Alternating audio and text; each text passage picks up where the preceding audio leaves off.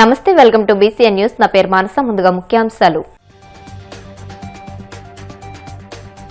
20.77 కోట్ల రూపాయల అంచనా వ్యయంతో శంకరగుప్తం డ్రైన్ పనులకు శంకుస్థాపన. క్యాంపు కార్యాలయం నుంచి వర్చువల్ గా పాల్గొన్న డిప్యూటీ సీఎం పవన్ కళ్యాణ్. నెల్లూరు నగరంలోని బోడిగాడు తోట వైకుంఠపురంలో మంత్రి నారాయణ పర్యటన. స్థానిక సమస్యల పరిష్కారానికి కృషి చేస్తానని హామీ. రాష్ట్రంలో ఏదైనా వాహనం కొంటే బాబు ట్యాక్స్ కట్టాల్సిందే. తీవ్ర స్థాయిలో విమర్శలు గుప్పించిన వైసీపీ పీఏసీ సభ్యుడు మాజీ మంత్రి సాకే శైలజానాథ్. తిరుమలలో అత్యంత వైభవంగా స్వర్ణ రథోత్సవం. బంగారు రథంపై అధిరోహించి భక్తులకు దర్శనమిచ్చిన శ్రీదేవి భూదేవి సమేత మలయప్ప స్వామివారు. కోనసీమ జిల్లా అభివృద్ధి కార్యక్రమాల్లో మరో కీలక అడుగు పడింది.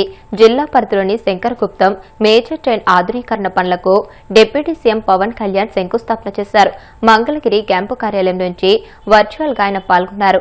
ఈ కార్యక్రమానికి జలవనరుల శాఖ మంత్రి నిమ్మల రామానాయుడు, రాజోలు ఎమ్మెల్యే దేవ వరప్రసాద్, కోనసీమ జిల్లా కలెక్టర్, జలవనరుల శాఖ అధికారులు, ఇతర అధికారులు హాజరయ్యారు. ఈ సందర్భంగా పవన్ కళ్యాణ్ మాట్లాడుతూ కోనసీమలోని కొబ్బరి రైతులకు ఇచ్చిన మాటను నిలబెట్టుకుని 20.77 కోట్ల అంచనా వ్యయంతో శంకరగుప్తం డ్రైన్ సమస్యను పరిష్కరించేందుకు చర్యలు ప్రారంభించామని తెలియజేశారు. ప్రత్యేకంగా రాజోలు పర్యటనలో 45 రోజుల్లో సమస్యను పూర్తి చేయాలని హామీ ఇచ్చినప్పటికీ 35 రోజుల్లో ఈ డ్రైన్ సమస్యకు పరిష్కారం చూపామని అన్నారు. ఈ సమస్య ఆ రోజు నేను వచ్చాను. రైతు సోదరులు చెప్పినట్టుగా ఇది ముక్కోటి ఏకాదశికి ప్రారంభం చాలా చాలా ఆనందం. ఇది జరగడానికి మనం అనుకున్నప్పుడు అన్ని జరగాలంటే కుదరవు. కానీ ప్రత్యేకించి మీది 2 దశాబ్దాల ఆవేదన. ఇది దాదాపు 1,00,000 చెట్లు కూలిపోయాయి. ఈ తలలు వాళ్ళు చేసిన చెట్లు మన కేశవదాస్ పాలన చూసినప్పుడు మనం వచ్చినప్పుడు కోనసీమని కొబ్బరి తోట లేకుండా ఊహించాం. అలాంటి కోనసీమలలో తలలేని మొండెంలాగా ఆ రోజు కనిపిస్తే చాలా బాధ అనిపించింది. వెంటనే మంగళగిరి వచ్చి గౌరవ ముఖ్యమంత్రి గారికి తెలియజేసి వారికి 2 దశాబ్దాలు ఉన్న సమస్యను విన్నవించిన వెంటనే వారు కనీసం 45 రోజుల్లో ఏదో ఒక కన్స్ట్రక్టివ్ ఒక యాక్షన్ ప్లాన్ తీసుకోవాలి సార్ అని వారికి రిక్వెస్ట్ చేస్తే 45 రోజులు కాదని చెప్పి దాదాపు 34 రోజులు 35 రోజుల లోపే ఆయన మనకు కావాల్సిన 20,77,00,000తోటి ఈ రోజున ఈ డ్రైన్ డ్రెడ్జింగ్ పనులు ప్రారంభించడం, 8 కిలోమీటర్ల వరకు పూడిక తీయడం, 14.5 కిలోమీటర్లు గట్ల నిర్మాణం చేపట్టబోతున్నాం. దీనికి అలాగే శంకరగుప్తం డ్రైన్ లో దాదాపు 600 ఎకరాలు ఉంది. కాదు 250 ఎకరాలు అన్యాక్రాంతం జరిగింది. అది మొన్న మీ దృష్టిలో కూడా నేను అడిగాను. దాన్ని కూడా కలెక్టర్ గారు ఒకసారి దృష్టిలో పెట్టుకోవాలి. ఈ రోజున మనం ఇంత ఆనందంగా ఇంత సమర్థవంతంగా చేయగలుగుతున్నాం అంటే దీనికి ముందుగా మనం కృతజ్ఞతలు తెలుపుకోవాల్సింది గౌరవ ముఖ్యమంత్రి శ్రీ నారా చంద్రబాబు నాయుడు గారికి. మనస్ఫూర్తిగా రైతాంగం తరపున, కోనసీమ రైతాంగం తరపున, మనందరి తరపున వారికి నా హృదయపూర్వక ధన్యవాదాలు, హృదయపూర్వక నమస్కారం. ఎందుకంటే ఆయనకున్న ప్రయారిటీస్ లో ఒక సమస్య ఎక్కువ కాదు, ఒక సమస్య తక్కువ కాదు. కానీ ఇలాంటి పరిస్థితుల్లో సమస్య తీవ్రతను బట్టి అంటే ప్రజల అవసరాలను బట్టి అన్ని కూర్చొని, అంటే ఆయనకు కూడా లిమిటెడ్ ఫండ్స్ లో ఎలా మేనేజ్ చేయాలని ఆయన ఫైనాన్స్ డిపార్ట్మెంట్ తో కూర్చొని పయ్యావుల కేశవ్ గారితో, ఆర్థిక శాఖ మంత్రి పయ్యావుల కేశవ్ గారితో కూర్చొని దృష్టికి తీసుకెళ్లి చాలా చాలా ఎక్సర్సైజ్ చేసిన తర్వాత మన జిల్లా వరకు చిన్న ఫండ్ తక్కువగా అనిపించచ్చేమో, కానీ చూస్తే అది రాష్ట్రం అంతా దాన్ని పట్టుకుంటే అలాగే 100 కోట్ల నిర్ణయాలు, కొన్ని రోజుకి కొన్ని 100 కోట్ల నిర్ణయాలు తీసుకోవాల్సి వస్తుంటది. ఇలాంటి పరిస్థితుల్లో కోనసీమ రైతాంగానికి, కొబ్బరి తోటల్లో రైతాంగానికి ఆయన గౌరవ ముఖ్యమంత్రి గారు అండగా ఉన్నందుకు నారా చంద్రబాబు నాయుడు గారికి మనస్ఫూర్తిగా మరోమారు ధన్యవాదాలు తెలుపుకుంటా ఉన్నాం. నాకు పెద్దలు మన రామనాయుడు గారు చెప్పినట్టుగా రైతు పక్షపాతులు నాకు ఇవన్నీ తెలియదు, కానీ రైతు మనకు అన్నం పెట్టే రైతు ఏడిస్తే బాధపడితే చాలా బాధపడేవాడు. అది ఒక రోజున ఎలాంటి ముక్కోటి ఏకాదశి రోజున అనుకోండి, అది కూడా మనోహర్ గారు చెప్పారు, మన కౌలు రైతులు చనిపోతా ఉన్నారు, ఇట్లా ఉంది అనేది న్యూస్ చూపిస్తా ఉంటే మనం ఏదైనా చేయాలి అని అంటే ప్రభుత్వాల మీద ఒత్తిడి పెట్టగలం, ఆయన చేయగలం అని మాట్లాడుకున్నప్పుడు నాకు ఒకటే అనిపించింది, కనీసం భరోసా ఏదో ఒకసారి బతకడానికి మన ఇచ్చే డబ్బు ఎంత ఉంటుందని పక్కన పెడితేనే అలాగే ఒక్కొక్క రైతుకి చొప్పున కొన్ని దాదాపు ముందు నేను ఆ రోజు ఒక సినిమా సైన్ చేస్తున్నాను. ఆ రోజు ఆ సినిమాకి వచ్చిన అడ్వాన్స్ ని 5 కోట్ల రూపాయలు వెంటనే ఆ రైతుకి ప్రారంభించడం స్టార్ట్ చేశాం. రైతులకి అలా చాలా మంది దాతలు అందరూ కలిసి దాదాపు 3,000 మంది పైచీలకు రైతుల్ని ఆ రోజున ఆదుకున్నాం. ఇవన్నీ ఎందుకు చెప్తున్నానంటే, ఇది అన్నం పెట్టే రైతుకి నిలబడే ప్రభుత్వం ఇది. వ్యక్తిగతంగా నా ఇష్టం కావచ్చు, అలాగే గౌరవ ముఖ్యమంత్రి గారు కూడా చూడొచ్చు. ఎన్ని ప్రాజెక్ట్స్ ఉన్నాయి, రేపు పోలవరం ప్రాజెక్ట్ రాబోతుందంటే ఇది రైతు కన్నీరు పెట్టని రాష్ట్రం అవ్వాలనేది ముఖ్యమంత్రి గారి ఆకాంక్ష. ఆ దిశలోనే మీరు ఇబ్బంది పడుతున్నప్పుడు శంకరగుప్తం ట్రైన్ కి ఆయన దాదాపు 20 కోట్ల 70 లక్షలు ఇచ్చినందుకు మనస్ఫూర్తిగా వారికి మనందరం కృతజ్ఞతలు తెలియజేస్తాం. నెల్లూరు నగరంలోని 5వ డివిజన్ బోడిగాడి తోట వైకుంఠపురంలో మంత్రి నారాయణ పర్యటించారు. స్థానికులతో మాట్లాడి ఆ ప్రాంతంలోని సమస్యలను తెలుసుకున్నారు. వర్షం కురిస్తే ఇళ్లలోకి నీరు వస్తున్నాయని స్థానికులు మంత్రి దృష్టికి తీసుకువచ్చారు. ఈ సమస్యల పరిష్కారానికి కృషి చేస్తారని నారాయణ వారికి హామీ ఇచ్చారు. నెల్లూరులో వైకుంఠపురం ఏరియాలో ఒక స్లమ్ ఏరియాని నేను, అటు మేయర్ గారు మరియు ప్రజాప్రతినిధులు, అధికారులు విజిట్ చేయడం జరిగింది.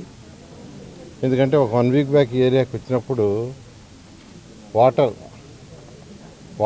వాటర్ ఏదైతే ఉందో ఆ యొక్క ఎన్టీఆర్ సుజలని ఇనాగ్రేషన్ చేయడానికి వచ్చినప్పుడు ఇక్కడ లోకల్ నాయకులు, సార్ వర్షం వస్తే మొత్తం నీళ్ళలో ఉంటున్నాం, ఇళ్ళు సగం మునిగిపోతున్నాయి, వాటికి మార్గం చూపించమని అడగటం. అయితే ఆ రోజు రాత్రి దాదాపు 9 అయింది. నేను వాళ్ళకి చెప్పాను మరొక రోజు డే టైం వస్తానని. ఆ ఉద్దేశంతో ఈరోజు మేయర్ గారిని అధికారులు తీసుకొని ఇక్కడ రావటం చూశాను.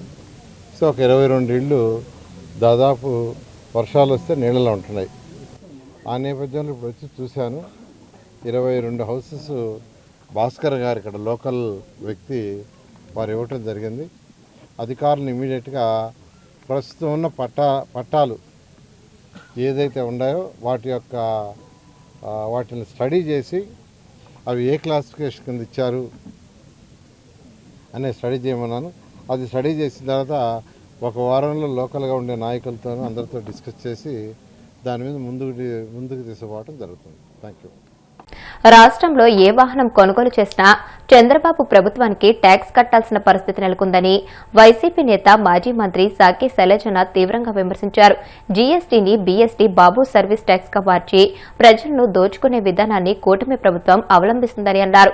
ఈ నెల 29వ తేదీ జరిగిన రాష్ట్ర కేబినెట్ సమావేశంపై ప్రజలు ఎన్నో ఆశలు పెట్టుకున్నారని, కానీ ఆశలన్నీ అడియాశలుగానే మిగిలిపోయాయని అన్నారు. కొత్త ఏడాదిలో అయినా ప్రజలకు ఊరట కలిగించే కొత్త పథకాలు వస్తాయేమోనని ఎదురుచూసిన అన్ని వర్గాల ప్రజలను చంద్రబాబు ప్రభుత్వం మరోసారి నిరాశపరిచిందని విమర్శించారు. ఎప్పటిలాగే మీ దోపిడీ బుద్ధిని బయటపెట్టారు. మీరు నిలువెల్లా మీకు నిండిన లక్షణం ఏంటంటే ప్రజల ఆస్తుల్ని దోపిడీ చేయడం, ప్రజల నమ్మకాన్ని దోపిడీ చేయడం, తద్వారా రాజ్యాధికారాన్ని సంపాదించుకోవడం. ఏ మార్గంతో అయినా సరే ఆ రాజ్యాధికారాన్ని మీకోసం ఉపయోగించుకోవడం తప్ప ఇంకొకటి కాదన్న సత్యాన్ని మీరు చూపించారు.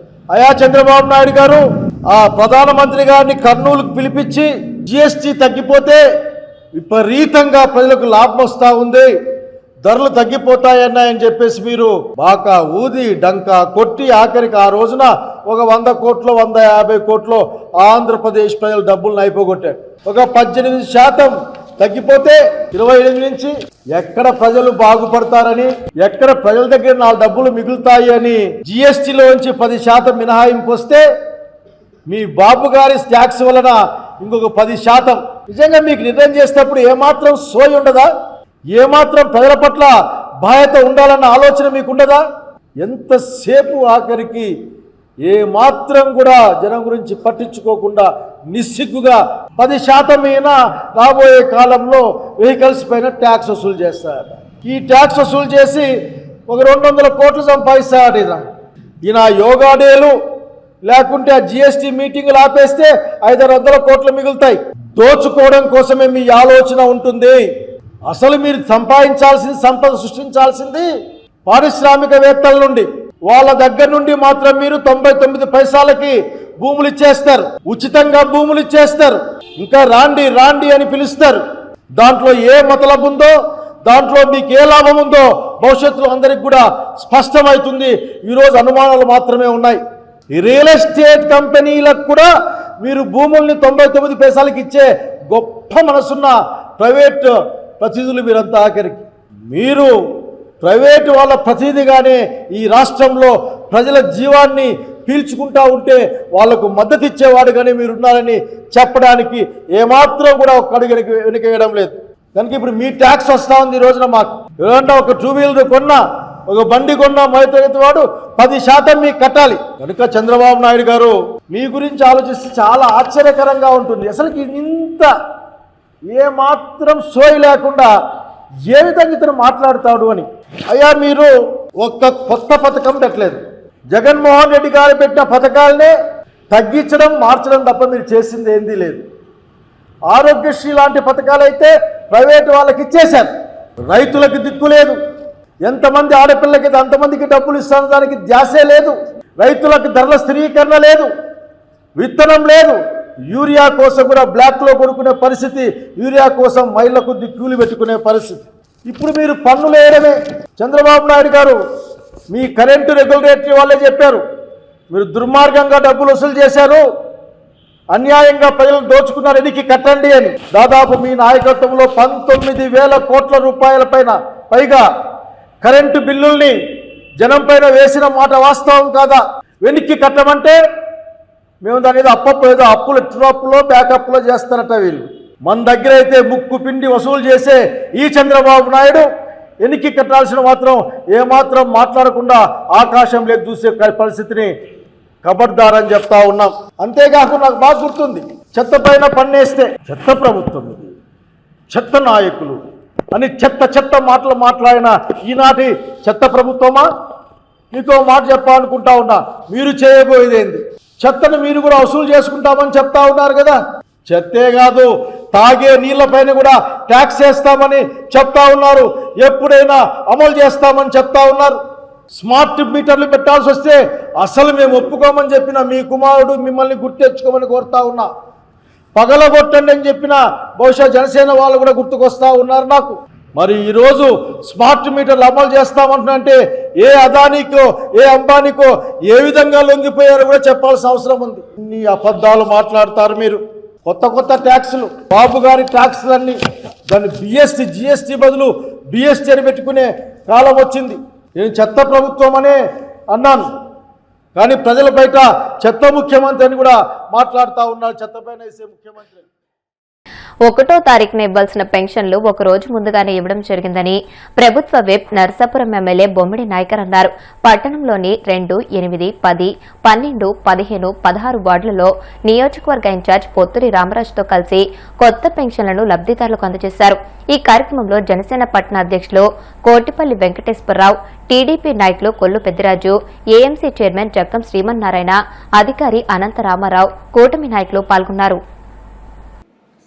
నియోజక ప్రజలందరికీ కూడా ధన్యవాదాలు తెలియజేసుకున్నామండి.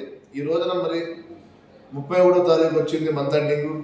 మరి ప్రతి సంవత్సరం ఆంధ్ర రాష్ట్రంలో ఉన్నటువంటి పెన్షన్ లబ్ధిదారులందరికీ కూడా 1వ తారీఖు పెన్షన్ ఇంటికి పట్టుకెళ్ళి ఇవ్వడం జరుగుతుంది. మరి దానిలో భాగంగానే ఈ రోజున ఒక రోజు ముందు రోజే ఏంటంటే కొత్త సంవత్సరంలో గడువు పెడుతున్నాం కాబట్టి దాన్ని దృష్టిలో పెట్టుకుని ఒకరోజు ముందస్తుగానే 31వ తారీఖున ప్రతి ఒక్కరికి కూడా పెన్షన్ అందువల్ల ఆలోచనలు కూడా ఈరోజు పెన్షన్ అన్నది నర్సాపురం ఇవ్వడం జరుగుతుంది. దాంట్లో కొత్త పెన్షన్ వచ్చిన వరకు కూడా కొంతమంది ఎవరైతే కొత్తగా నమోదు చేసుకుని అటు స్పౌస్ పెన్షన్స్ కానీ అన్నీ కూడా ఈ రోజున నేను అదేవిధంగా government Telugu Desam party in charge Ramaraju గారు కూడా టౌన్లో పట్టణంలో ఇవ్వడం జరిగింది. మరి రాబోయే రోజుల్లో కూడా మరి ఎవరికైతే రాని వారు ఉన్నారో వారందరికీ కూడా ఈ పెన్షన్ బెనిఫిషరీస్ ఎవరైతే ఉన్నారో వారందరూ కూడా మరి అందుబాటులో ఉండే విధంగా ఈ పెన్షన్ ఇచ్చే విధంగా కూడా మా ప్రభుత్వం ముందుకెళ్తుందని చెప్పి ఈ సందర్భంగా మేము తెలియజేసుకుంటూ నియోజకవర్గ ప్రజలందరికీ కూడా నూతన సంవత్సర శుభాకాంక్షలు తెలియజేస్తున్నాం. మీ అందరికీ నిత్యం మీ అందుబాటులో ఉండి నియోజకవర్గ అభివృద్ధి కోసం నేను ముందుకెళ్తున్నాను. అదేవిధంగా మీ అందరి యొక్క సహాయ సహకారాలు మాకు ఎప్పుడు కావాలని చెప్పి మనస్ఫూర్తిగా కోరుకుంటూ ధన్యవాదాలు తెలియజేస్తున్నాను. ఇప్పుడు కాసేపు ప్రకటనలు.